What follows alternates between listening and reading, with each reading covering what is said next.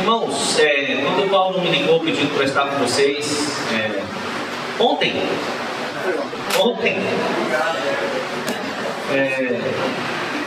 interessante que havia uma palavra no meu coração para vocês.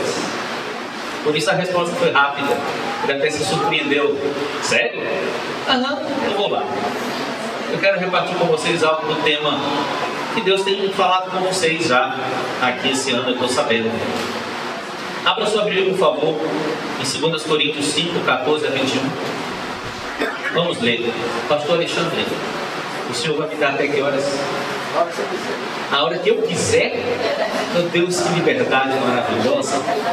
Até a hora pelo menos que o povo não levantar para sair, né?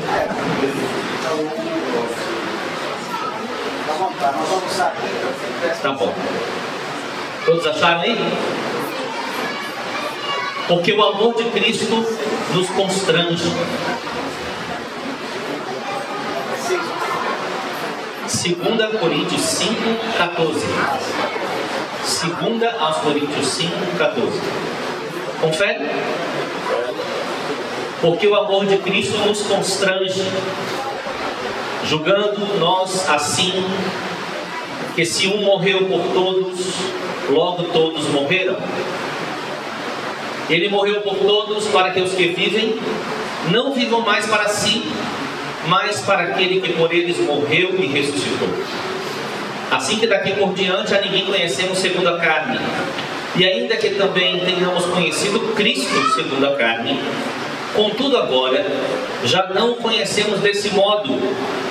Assim que se alguém está em Cristo, nova criatura é, as coisas velhas já passaram, eis que tudo se fez novo. Aleluia. É muito legal o fato de que Jesus já está nos falando sobre o que pretendo compartilhar com vocês esta manhã. Durante o louvor ele já nos falou sobre o cerne que é essa palavra que eu vou começar a falar agora. Vamos, por partes, examinar algumas verdades desse texto. Primeiro eu quero te explicar um pouco melhor o que significa a expressão o amor de Cristo nos constrange. A palavra constrangimento ou constrangedor tem na nossa língua uma conotação um pouco pejorativa, né? Alguém se sente constrangido às vezes com uma situação desconfortável. Não é esse o significado dessa expressão nesse texto. Nesse texto, a expressão constrange, porque a gente conhece a palavra no original e o significado amplo dela, significa que ele nos aperta, que ele nos mantém coesos, que ele nos mantém tão juntos, que ele evita que a gente se despedace. Esse é o sentido da palavra constrange. Então eu vou ler com o significado amplo da palavra. Porque o amor de Cristo nos mantém para que a gente não se despedace. Isso é constrange. No sentido de comprimir, de aproximar, de grudar, de manter tão justamente colocados uns com os outros, que a gente permaneça como um corpo de Cristo. Então a função do amor de Deus, segundo o apóstolo Paulo nesse texto, é deixar a gente bem apertadinho. Entendeu? De maneira que a gente não se desfaça em pedaços. De maneira que a gente não se divida. Não se separe. O amor de Cristo nos mantém próximos, coesos, juntos. Desculpa dar um exemplo que talvez não seja tão próximo do seu, mas me ocorre agora e parece muito legal para mim, porque eu sou biólogo. E existe uma coisa chamada junções gap, que juntam uma célula com a outra. Sabe por que sua pele não se desfaz quando você faz assim ou toma uma pancada? É porque tem um negócio chamado junções gap. Então, o amor de Cristo é como junção gap. Mantém as partes bem grudadas umas nas outras, para que nenhuma circunstância tenha o poder de rasgar a gente. Não é maravilhoso isso? Só essa frase já é poderosa. Já é suficiente para a gente celebrar o Senhor. O amor de Cristo nos constrange. Agora vamos entender o restante do texto. Presta bem atenção, por favor, porque tudo que eu estou falando agora vai fazer um sentido no final da palavra. Julgando nós assim, que se um morreu por todos, logo todos morreram. Duas verdades poderosas, já cantadas aqui nesta manhã. Primeira verdade: um morreu por todos. Quem é esse um? Jesus é um. Jesus morreu por todos os salvos, amém? Não. Muito importante entender isso. Jesus morreu por todos os homens. O sacrifício de Jesus na cruz não foi destinado a um grupo seleto. O sacrifício de Jesus na cruz foi destinado a todos os homens. Está escrito que é da vontade do Senhor que todos os homens sejam salvos e cheguem ao pleno conhecimento da verdade. É claro que essa salvação está disponível para todos, mas alcança aqueles que creem. Então não é automático que a salvação vai para todo mundo. É necessário crer, se arrepender, ser batizado, ser igreja para ser salvo. Mas é importante a gente lembrar que um morreu por quantos? Por todos. O potencial de redenção do sangue de Jesus é um potencial para toda a humanidade. Esses dias um amigo comentou que saiu um determinado artigo que já existiram no mundo cerca de 160 bilhões de pessoas em toda a história. Eu acho muito, mas tudo bem. Seja quanto foi, o potencial de redenção da cruz de Cristo é muito mais que suficiente para salvar 160 bilhões de pessoas. Porque nós não estamos falando de um homem comum. Nós estamos falando de Jesus Cristo, o Filho de Deus, cujo sangue puríssimo tem poder para redimir todas as pessoas da humanidade em todas as épocas. A fé aqui para crer nisso? Amém? Segunda verdade desta parte do texto: todos morreram. É verdade ou não que todos morreram? Não é uma verdade maravilhosa? Que se a cruz foi para todos, então a cruz pôs um fim na história de todas as pessoas que nasceram segundo Adão. Todas as pessoas que nasceram com a natureza pecaminosa herdada de Adão morreram em Cristo. Só que tem muita gente que não sabe disso e continua vivendo como se não tivesse outra opção. Então nosso papel é proclamar o Evangelho. Jesus morreu por todos. Vocês estão mortos. Para ressuscitar, precisa crer. Precisa crer. Mas o potencial da redenção de Cristo é para todos, e a morte com a qual todos fomos abençoados, que é a morte de Jesus, também levou todos para a sepultura com Ele. Potencialmente toda a humanidade estava dentro de Jesus quando Jesus morreu. A fé aqui, meu irmão, minha irmã, para crer nisso, todos morreram, significa que todos nós e todas as pessoas da humanidade toda têm em Cristo condição de terminar uma história e começar uma outra história.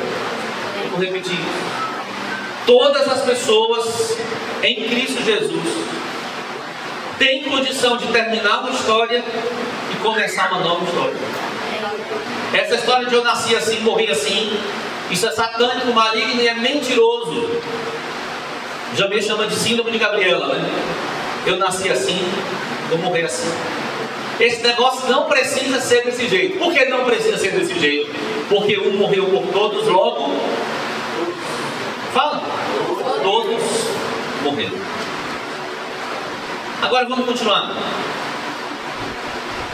E ele morreu por todos, para que os que vivem, continue por favor, não vivam mais.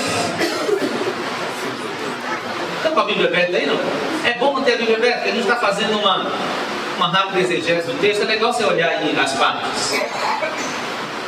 Ele morreu por todos, para que os que vivem, vivam como? Não vivam mais para si mesmos, mas para aquele que por eles morreu e ressuscitou. Tem uma característica na vida de todas as pessoas que vivem segundo a velha natureza. Elas vivem para si mesmas. São focadas em si mesmas. O que importa é a vontade delas. O que importa são os projetos delas. O que importa são os pensamentos delas. O que importa são os sentimentos delas. Todas as pessoas da humanidade que ainda não têm o reino de Deus em seus corações vivem para si mesmas.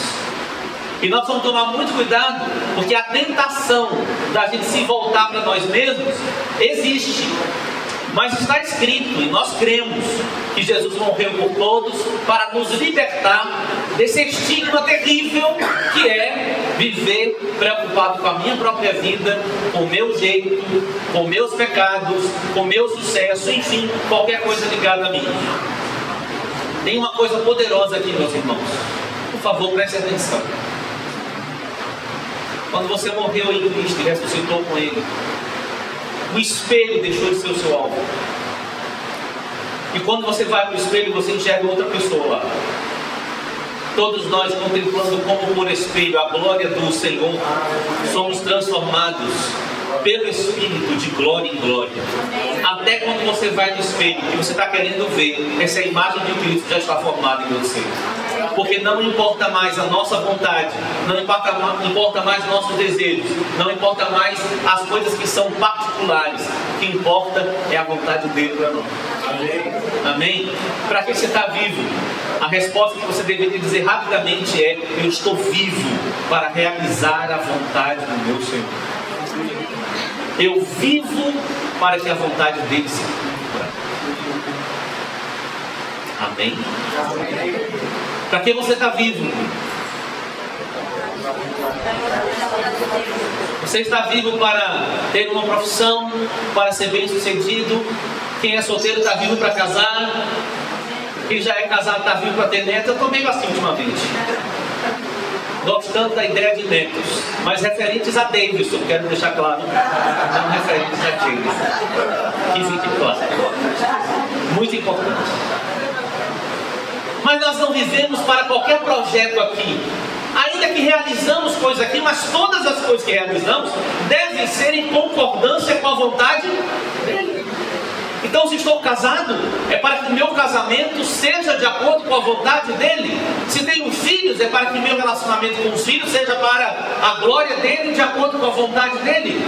Se vivemos igreja, é que essa igreja precisa ser de acordo com a vontade dele, para a glória dele. Amém ou não? Que verdade poderosa. Nós morremos e ressuscitamos para que a vontade do nosso Senhor seja feita. Continuando o texto. Aqui vamos chegar no cerne do que eu quero compartilhar com vocês. Assim que daqui por diante, a ninguém conhecemos segundo a carne. E ainda que também tenhamos conhecido Cristo segundo a carne, contudo agora já não conhecemos deste modo. Aqui Paulo introduz um tema extremamente poderoso para a nossa comunhão, para nosso jeito de se relacionar com os outros. Existe uma maneira de você conhecer a pessoa que é segundo a carne, ou segundo a velha natureza. Existe uma outra maneira de conhecer as pessoas, que é segundo o Espírito, segundo Deus te fala, segundo o que Deus está produzindo na vida daquela pessoa. Isso muda demais os nossos relacionamentos. Você já deve ter ouvido falar, mas eu quero te lembrar, quem não ouviu falar vai saber. Uma vez perguntaram ao Michelangelo, que foi o escultor daquela estátua Davi. Quem se lembra da resposta dele quando perguntaram a ele como que ele fez aquela estátua? Ele respondeu assim, eu apenas tirei da pedra de mármore tudo que não era Davi. Uma pedra de mármore, sem nenhuma dica de que dali pudesse sair uma estátua tão perfeita, tão impressionante como aquela. Ele olha aquela pedra e o que é que ele vê? Uma pedra ou um Davi? Se ele não visse um Davi, ele jamais faria um Davi. Olhe para mim. Quando Deus olha para você, o que Ele viu? Ele viu uma pessoa terrível, cheia de pecado, irremediável, completamente destruída? Ou Ele viu uma imagem anterior ao pecado que está na mente dele, que faz ele trabalhar na nossa vida o tempo todo? Qual é a primeira imagem que Deus tem de cada pessoa? Eu queria lhe mostrar isso na Bíblia. Se você puder não fechar em Coríntios, mas abre Efésios capítulo 1, sem fechar aí. Deixa eu te mostrar a primeira imagem que Deus tem de cada um de nós.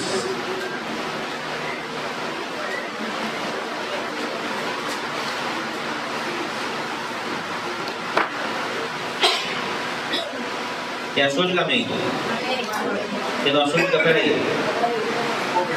3 em diante. Bendito Deus e Pai do nosso Senhor Jesus Cristo, que nos tem abençoado com toda a sorte de bênção espiritual nas regiões celestiais em Cristo. Verso 4. Assim como nos escolheu nele, antes da fundação do mundo, para sermos santos e irrepreensíveis perante Ele, e em amor nos predestinou para Ele, para a adoção de filhos por meio de Jesus Cristo, segundo o beneplácito da sua vontade. Então eu vou te fazer uma pergunta, você me responde com o texto. Onde você estava quando Deus te escolheu? Como está escrito aqui, Ele nos escolheu nele quando? Antes da fundação do mundo. Antes da fundação do mundo significa antes da nossa existência. Portanto, antes da gente pecar. Qual é a primeira imagem que Deus tem de cada um de nós? É a imagem que nós produzimos ou a imagem que Ele idealizou? Responde essa pergunta, ela é poderosa. Vou repetir. Qual é a imagem que Deus tem de cada um de nós? A primeira é a que nós produzimos com o nosso pecado ou a que Ele idealizou pela sua graça? A que Ele idealizou pela sua graça. Agora eu pergunto, qual é a primeira imagem que você tem dos seus irmãos? Aquela que os seus irmãos produziram por causa dos seus pecados? Aquela que você consegue enxergar por causa dos seus pecados? Ou aquela que Deus idealizou? Qual é a primeira imagem que você tem do seu chefe de trabalho? Do seu colega de trabalho? Do seu colega de escola? Do seu vizinho? Uma pedra de mármore ou um Davi? Eu acredito que se a gente entender como é que a cabeça de Deus funciona, que pretensão. Mas se a gente entender esse aspecto que Ele está nos explicando aqui, nossos relacionamentos podem mudar profundamente. Aí Paulo dá uma dica de como é isso na prática, porque ele está falando de algo que é próprio a ele, o apóstolo Paulo. Quando ele diz assim, ó, ainda que também tenhamos conhecido Cristo segundo a carne, contudo agora já não conhecemos deste modo. Presta bem atenção nisso aqui. Você se lembra que Deus tirou um Paulo de um Saulo? Sim ou não? Sim. Você se lembra que de alguma maneira muito divina, poderosa e maravilhosa, quando Saulo estava matando cristãos, perseguindo a Cristo, Deus estava olhando para Saulo e dizendo, esse não é ele. E porque Deus olhou para Saulo e creu no que Deus tinha na mente a respeito de Saulo, Deus fez com Paulo. Paulo está falando de alguma coisa própria, porque ele está dizendo assim, olha, a gente conheceu Cristo segundo a carne. Paulo tinha conhecido Cristo segundo a carne e os cristãos segundo a carne. O que é conhecer segundo a carne? Presta bem atenção, é quando a minha carne me diz quem alguém é. Ou quando a carne da pessoa diz para mim quem ela é. Alguém aqui confia na carne? Responde. Carne é velha natureza. É aquela que eu li aqui que morreu. Alguém aqui confia na carne? Mas aí você tem o apóstolo Paulo dizendo aos Filipenses: se alguém podia confiar na carne, eu muito mais. Ele descreve a história de vida dele como um homem natural na terra. Fala da família, fala da linhagem, fala da religião e conta a sua história como se a história dele fosse tão fantástica que ele podia confiar na vida natural que ele teve. Mas aí ele diz assim: mas quando eu conheci a Cristo, eu considerei tudo como perda, como refúgio, para ganhar a Cristo e ser achado nele. Isso quer dizer que toda a vida que Paulo teve segundo a carne, para ele se tornou irrelevante, porque ele conheceu a Cristo. Mas antes de conhecer a Cristo e ter esta revelação de que ele era o Messias, o próprio Deus, ao ponto de querer ser achado nele e dar a vida a ele, entregar tudo por amor a ele, Saulo via Cristo como uma ameaça. Saulo via Cristo como líder de uma religião nova, que estava ameaçando a religião, o sistema religioso da época. Saulo via Jesus como alguém que era um herege, um maldito, alguém que estava desfazendo das Escrituras. A imagem que ele tinha de Jesus era tão equivocada, que Saulo tinha certeza que tinha que perseguir e matar os seguidores desse tal Jesus. Você deve se lembrar que quando Estevão morreu apedrejado, por ser cristão, seguidor de Cristo, Saulo estava lá, e o texto em Atos diz que Saulo consentia na morte dele, Saulo aprovava, Saulo foi um dos que mudou a pedra. Isso me faz pensar, meus irmãos, como a gente conhecer alguém segundo a carne pode fazer a gente arrumar pedras. Mas quando a gente conhece alguém segundo o Espírito, a gente pode acolher, pregar, ministrar, servir, amar, acolher, até que o Paulo surja do Davi. Até que o Paulo surja do Saulo e o Davi surja do Marco. Você não se identifica com isso? Eu penso na minha vida antes da conversão. Quem eu era antes de Jesus entrar na minha vida. Meu Deus do céu, uma pedra de mármore era muito mais bonita. Mas Jesus está conseguindo. Eu acho que não está sendo fácil para ele, porque eu dou muito trabalho. Mas ele está conseguindo tirar de mim tudo que não é Tony, segundo a mente de Cristo. Para que fique aqui só o Tony, né, Luiz? Que fique aí só o Luiz, que está na mente de Deus. Então, o apóstolo Paulo cometeu enganos, equívocos, práticas da vida dele foram práticas terríveis, porque ele via a Cristo e os cristãos segundo a carne.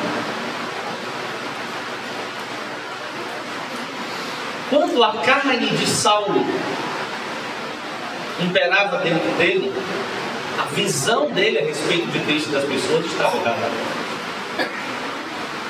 Carne só identifica a carne. Ouviu isso? Carne aqui só identifica a carne. Mas o Espírito Santo aqui identifica o Espírito aí. Vamos lembrar das obras da carne e do fruto do Espírito? Vocês se lembram que as obras da carne estão todas relacionadas, ou pelo menos a maioria delas, a problemas de relacionamento? Está em Gálatas 5, porfia, contenda, facção, dissensão, inimizade. Porque a carne pensa em si mesma. A carne está o tempo inteiro trabalhando em autodefesa. A carne está voltada para ela mesma. Então, se alguma coisa em você me incomoda, ou melhor dizendo, incomoda a minha carne, eu vou reagir. Não importa se é verdade ou não o que tem em você. Não importa se é bênção ou não o que você está fazendo. Mas se alguma coisa em você me incomoda, eu reajo.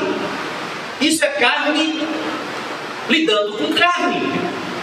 Lidando carnalmente com o relacionamento.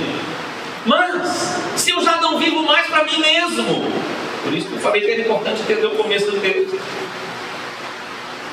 se a minha carne já não manda mais em mim, se a minha velha natureza já não impera mais, agora eu procuro escutar o Espírito e discernir pelo Espírito cada pessoa, cada situação, e pelo Espírito eu vou me deixar conduzir. Então a carne separa, a carne divide, a carne despedaça, porque a carne é ensimesmada, é individualista, mas o Espírito junta, gruda, compacta, porque o Espírito está encarregado de produzir uma noiva formada de muita gente. Aleluia. O Espírito está trabalhando para que coletivamente agrademos ao Senhor, o nosso amado, porque Jesus não vai voltar para mim, não vai voltar para você, Ele vai voltar para nós. Alô? Você podia dizer um glória a Deus, não? Mas todos nós somos filhos preferidos, mas todos nós não somos filhos únicos. Ele sempre nos prefere, mas Ele nos prefere a todos nós. Ele nos ama a todos nós.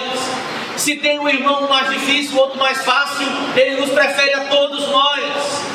Então essa maneira de Deus ver a gente, que trabalha para que a gente se torne aquilo que Ele deseja, precisa contagiar o nosso coração. E aí, Estela, quando você estiver lá na sua sala de aula e você olhar para as pessoas, você já pensou, de repente se abre um portal espiritual nos seus olhos e você enxerga cada pessoa como Deus enxerga. Você vai ter outro ânimo para conversar com essas pessoas. Você vai pregar o Evangelho para elas. E você vai ajudar elas, porque o mundo, meus irmãos, prestem atenção nisso. No mundo, as pessoas estão querendo convencer que as outras são o que elas não devem ser. Vocês devem ter lembrado que estava lá na terça-feira, a Minério ministrando sobre alguém que não tinha nenhuma prática homossexual, mas foi tão bombardeado com a ideia de que era, que passou a ser, mas não era. Satanás trabalha para que cada pessoa não seja o que Deus planejou ela para ser. E qual é o trabalho da igreja? Qual é o trabalho da igreja? A gente trabalha para que cada pessoa seja como Jesus planejou ela para ser. Porque Ele morreu por todos, para que todos pudessem morrer para uma realidade, ressuscitar para uma nova realidade. E Ele trouxe essas pessoas para um ambiente onde isso acontece na prática. E o apóstolo Paulo diz: irmãos, da mesma maneira que já conhecíamos aquele segundo a carne, agora não mais, agora vamos conhecer as pessoas também de outra forma. E é nesse contexto que está o versículo mais famoso do texto. Assim que se alguém está em Cristo, as coisas velhas passaram, eis que tudo se fez novo. Você entende, com tudo que eu falei até agora, com o contexto anterior deste verso, você entende agora do que isso está falando? A gente tem que tomar muito cuidado, porque a gente tem a carne. A carne tem mania de rotular as pessoas.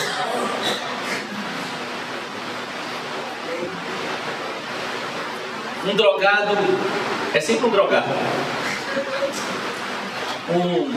Uma prostituta é sempre uma prostituta. Mas aí é a realidade. Eu estou nessa. A gente às vezes pega algo que não é mais presente na vida da pessoa e ainda vê ela com aquilo. O que esse texto está falando, irmãos, é que toda realidade passada da vida de alguém não existe mais. Oh, aleluia. Meu Deus, isso me dá uma nível.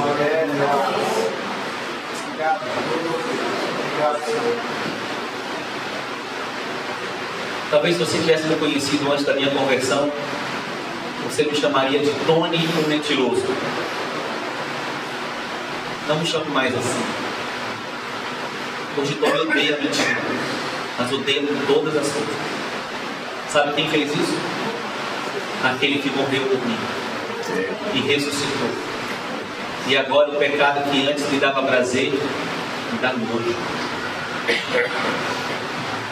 me dá vergonha.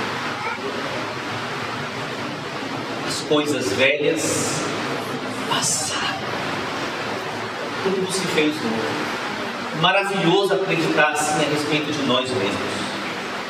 A minha vida passada passou. E quando as memórias vêm e Satanás tenta me acusar das coisas antigas, não tem efeito quando eu creio nisso que está escrito. As coisas velhas passaram, tudo se fez novo. Mas a minha intenção nesta manhã é que a gente consiga aplicar essa verdade na vida do nosso irmão e na vida das pessoas que ainda não são nossos irmãos, mas podem vir a ser. Porque as coisas da velha natureza dessa pessoa que já se converteu passaram.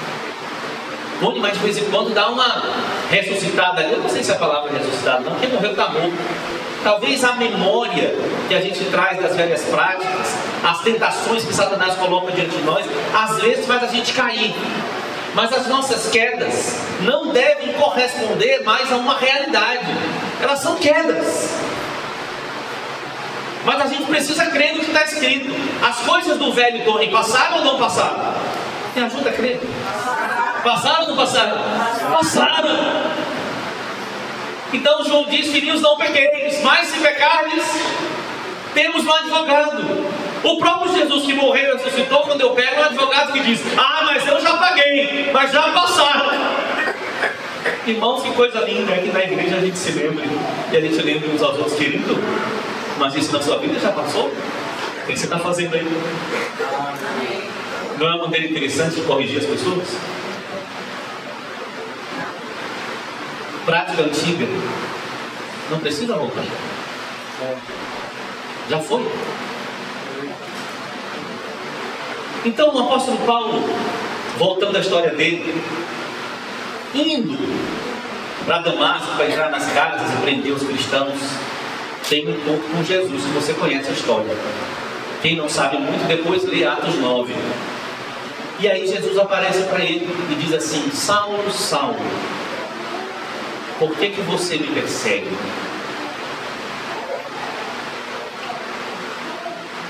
Mas a quem Saulo estava perseguindo? A Jesus ou a igreja? A igreja. Mas qual é a pergunta de Jesus? Saulo, por que você me persegue? Jesus estava dizendo claramente naquele momento que Jesus e a igreja formam um só ser. Um só ser. Isso é fantástico. Quando você ama Jesus, você ama a igreja.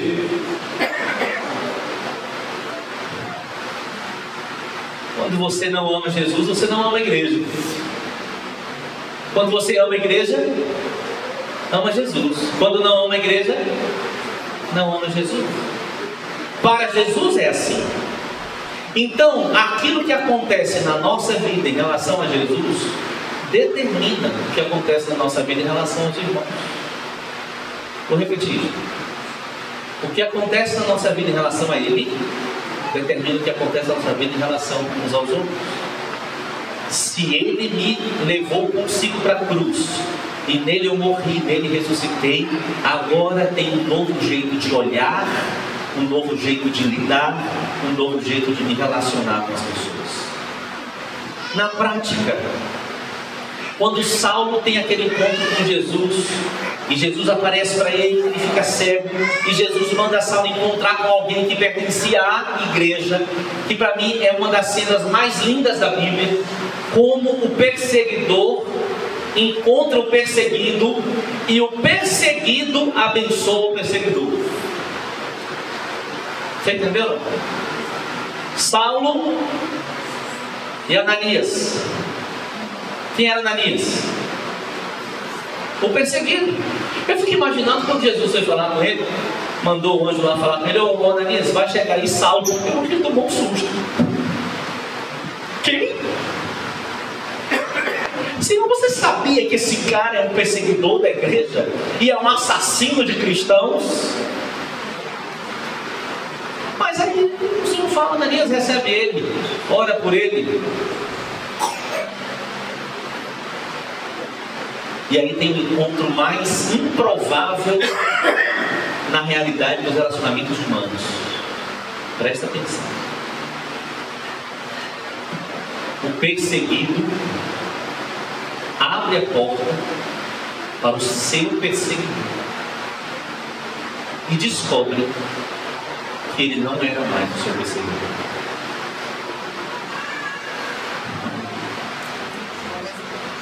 Agora era seu irmão.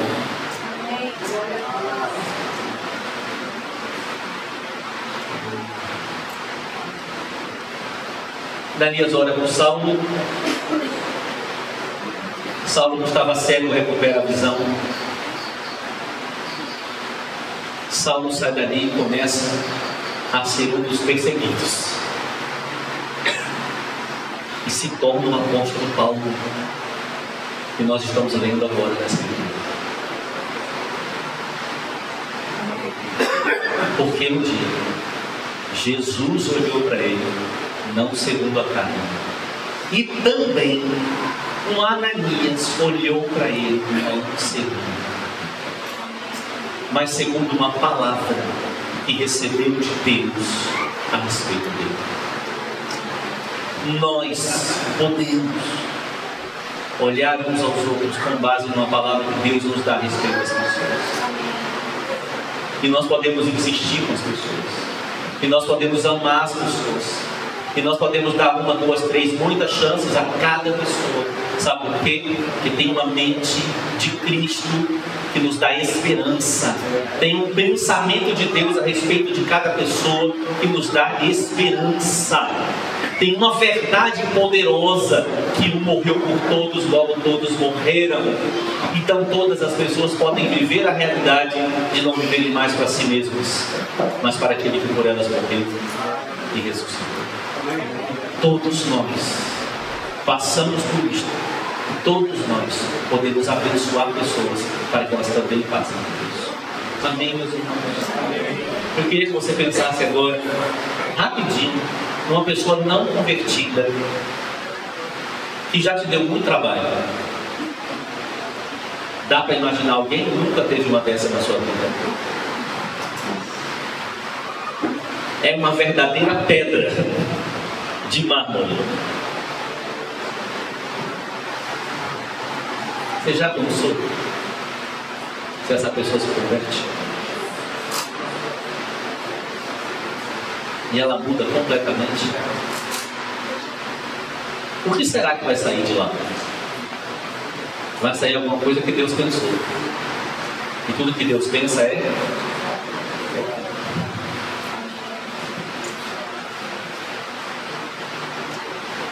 Pensa naqueles colegas da faculdade lá, de vocês.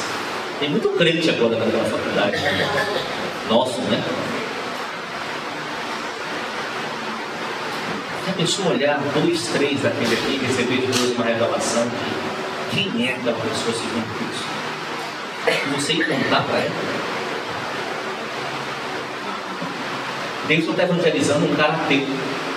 Deve estar sabendo da história. Esses dias um cara escreveu para ele uma mensagem: você é a luz de Deus na minha vida. Será que ele ainda é ateu?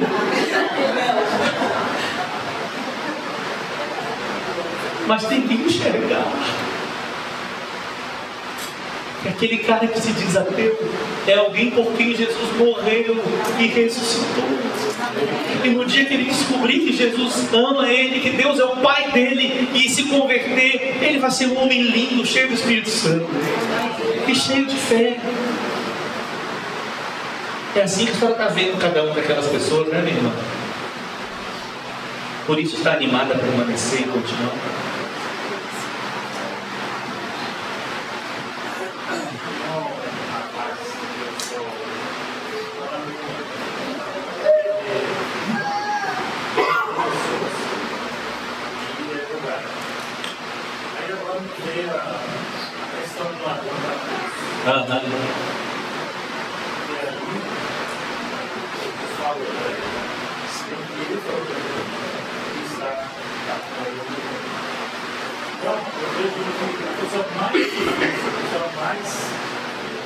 complicado. Ah, sim. Amém. Amém, Paulo. Mas sabe o que acontece com a gente, irmãos? Por causa da nossa fragilidade ainda, a gente até tem fé para acreditar que alguns tipos de pessoas mudam, mas tem alguns que a gente diz assim, ah, isso aí.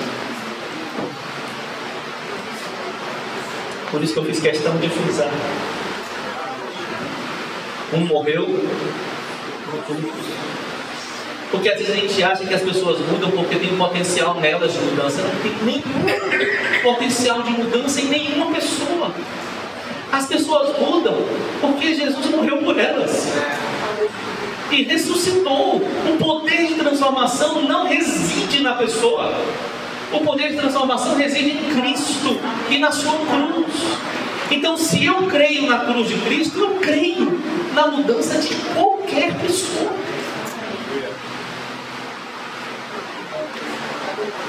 Lembro que anos atrás cuidei de um jovem que o presbitério chegou para mim e falou assim: Tony, desiste. Porque realmente era trabalhoso. Desiste, isso aí não vai dar. Mas eu não consegui desistir. Pois não é que deu? Virou um discípulo amado de Jesus, querido, transformado. Irmãos, que Deus nos dê a graça de não desistir das pessoas. Que Deus nos dê a graça de não desistir dos outros. Que o amor de Deus continue nos constrangendo, nos grudando, fazendo a gente gostar de estar perto uns dos outros, mesmo quando os outros incomodam. Porque é possível ter transformação, é possível ter mudança. Amém, meus irmãos? Veja uma sequência de mudanças e vamos caminhar para o final da palavra. A primeira coisa que mudou na experiência de Saulo foi: quem é Jesus agora? Jesus é o meu Senhor, Jesus é o meu dono, Jesus é aquele diante de quem eu me prostro, Jesus é diante de quem eu caio, para que Ele me levante. Esse é o Saulo encontrando Jesus no caminho de Damasco. Jesus é aquele que está acima de mim. Então a primeira mudança maravilhosa na vida de Saulo, que o Espírito Santo produziu, foi: quem é Jesus para mim? A segunda mudança: o que é que eu sou agora? Você calcula o que deve ter sido para Saulo olhar a vida dele inteirinha e dizer: fiz tudo errado? Tudo que eu estava aprendendo até agora era para encontrar Jesus e reconhecê-lo. Mas quando eu encontrei, eu não reconheci. Quando as pessoas me falavam dele, fui contra elas. Quer dizer, uma confusão terrível deve ter tomado conta da cabeça dele. Quem eu sou agora? Mas Saulo, agora que conhecia o autor da identidade dele, estava prestes a ser colocado no exato lugar onde Deus o queria. Mas para que essa identidade surgisse, não era necessário apenas mudar em relação a Cristo, era preciso mudar em relação à igreja, porque é em Cristo e na igreja que a gente descobre quem a gente é. Guarda isso, irmãos. É em Cristo e na igreja que a gente descobre quem a gente realmente é. Eu queria que você percebesse que Deus nunca trabalha na nossa vida sozinho. Ele sempre trabalha na nossa vida colocando gente para mexer com a gente. É que a gente não gosta. Eu não sei como é que chama o instrumento que quebra a pedra de um escultor. Uma talhadeira, talvez, né? A talhadeira nem sempre está nas mãos de Deus. A talhadeira às vezes está na mão dos irmãos. E é muito fácil dizer: Deus pode me quebrar. E quando Deus manda um irmão para dar uma quebrada, a gente fala: você não. Afinal de contas, eu sou muito especial para você me quebrar, né? Mas a igreja são os membros do corpo de Cristo. E quando Ele toca na gente, às vezes Ele toca através de pessoas. Então a gente precisa ter liberdade e coragem para deixar a pedra ser quebrada, para deixar a talhadeira dar uma mexida naquela estrutura, para que saia dali o que Jesus quer. Amém ou não? Amém mesmo? Tem coragem de dizer amém para isso? Para deixar o irmão quebrar? Fazer o quê, né? Por isso é importante entender que Jesus e a igreja são o mesmo ser, trabalham juntos. Por isso Jesus diz: Saulo, vai lá, que o resto do trabalho é alguém que vai fazer, não sou eu, sozinho, é eu e ele juntos. É o próprio. Eu não estou falando da gente quebrar deliberadamente, da gente tocar deliberadamente. Eu estou falando dessa gente que se igualou na visão que Deus tem a nosso respeito. Então eu estou dizendo o seguinte: o irmão que vai dar uma ajudada ao irmão Renato, os irmãos que vão tocar, que vão dar uma quebrada nele, eles estão alinhados com o pensamento de Deus a respeito de Renato. Eles vão ter que fazer isso na medida certa, com a força ideal, com um alvo claro de edificá-lo, não de diminuí-lo, não de constrangê-lo, não de abatê-lo, mas de fazer surgir o Renato que Deus planejou. A ninguém conhecemos segundo a carne. Não é a minha carne que toca em Renato, é o Espírito que pega as minhas mãos, minha boca e toca em Renato. É muito diferente. Não estou falando agora de todo mundo quebrar, todo mundo falar, não, foi Deus que mandou, isso é carne. Eu estou falando da gente se alinhar com o Espírito num santo temor, numa sinceridade profunda, dizer: Senhor, me fale quem é Renato no teu coração e me ajude a servir meu irmão para que ele seja exatamente como o Senhor. Isso é discipular, irmãos. Você sabe o que é discipulado? Discipulado é você cooperar com Jesus na formação de um indivíduo que seja exatamente como ele planejou. Por isso a gente toca com cuidado, a gente mexe com cuidado, e quando a gente faz besteira tem que pedir perdão e começar de novo.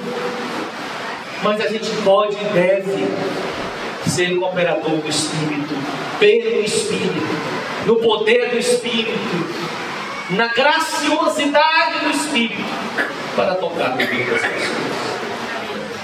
Pastor, as 3 mudanças aconteceram na vida de Saulo. Quem é Jesus? Quem é Ele? Quem são as pessoas em volta dele? Quero lhe lembrar que Jesus disse isso numa parábola.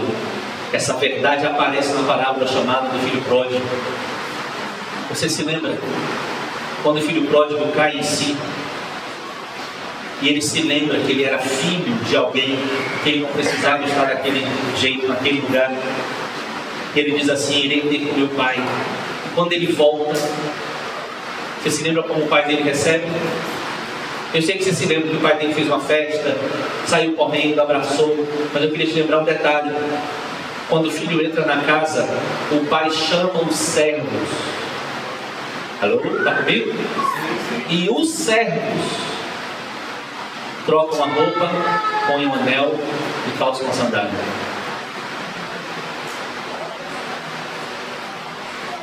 De novo fica claro que Deus opera através da igreja, os servos dele. Tem gente que Deus manda para trocar minha roupa, me ajudar a ser livre dos meus pecados, das minhas mazelas. Tem gente que Deus manda para me pôr um anel, me lembrar da minha identidade, da minha aliança com Ele. Tem gente que Deus manda para me dar novas sandálias, me ajudar na direção do meu chamado, da minha razão de estar aqui nesta terra. Cristo e a igreja trabalham juntos. Amém, meus irmãos. Bendito seja o Senhor.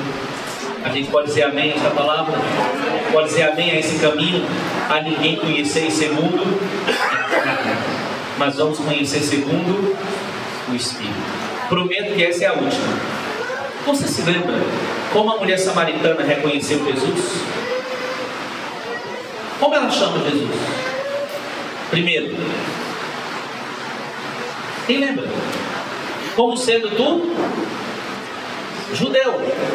Quem era Jesus para a mulher samaritana? Um simples?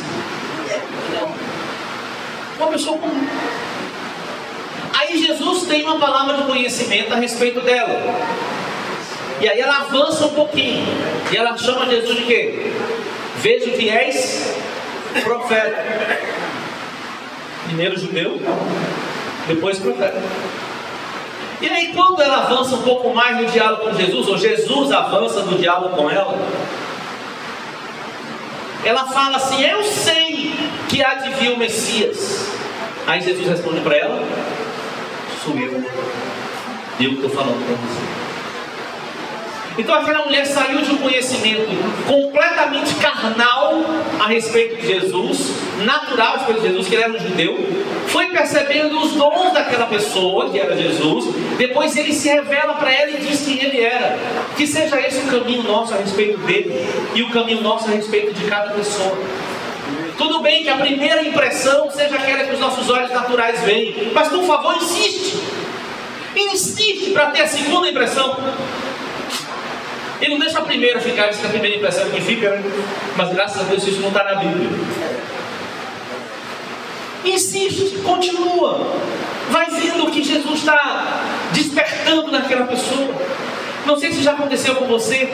Às vezes você começa a se relacionar com a pessoa sem muita expectativa naquele relacionamento, que parece que é muito diferente e tal. Daí a pouco vocês começam a conversar sobre Jesus, vocês convivem um pouco na igreja, e aí conversa vai, conversa vem. Aquela pessoa é usada por Deus para te dar uma palavra, para dizer algo a respeito dele que é novo para você, e a graça de Deus naquela pessoa te desperta para amá-la.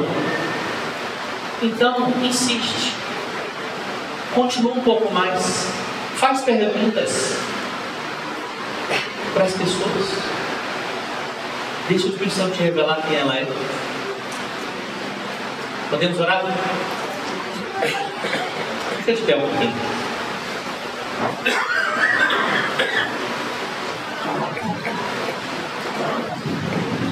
Amado Senhor, que bom que o Senhor está aqui nesta manhã. Que coisa boa é o fato de que o Senhor me viu e me vê com olhos da graça.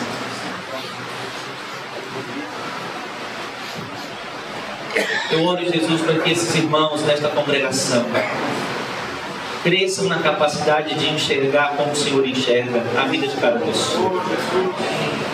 Ah, Jesus, que muitos Paulos surjam de Saulos aqui. Que muitas pessoas cheias do Espírito surjam aqui de pessoas cheias de carne que vieram, mas foram transformadas. Jesus, que os relacionamentos desta congregação cresçam para relacionamentos profundos, onde as pessoas se amam, onde as pessoas são constrangidas pelo teu amor, a ficarem em pé, a ficarem em pé.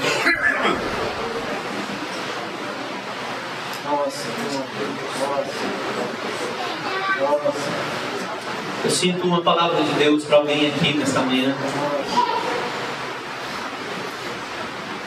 Uma palavra simples.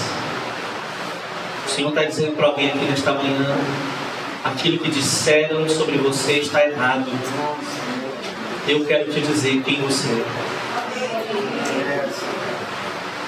Há alguém aqui muito influenciado por coisas que ouviu, mas que foram equívocos, foram enganos, foram erros. O Senhor te chama para você descobrir nele quem você realmente é.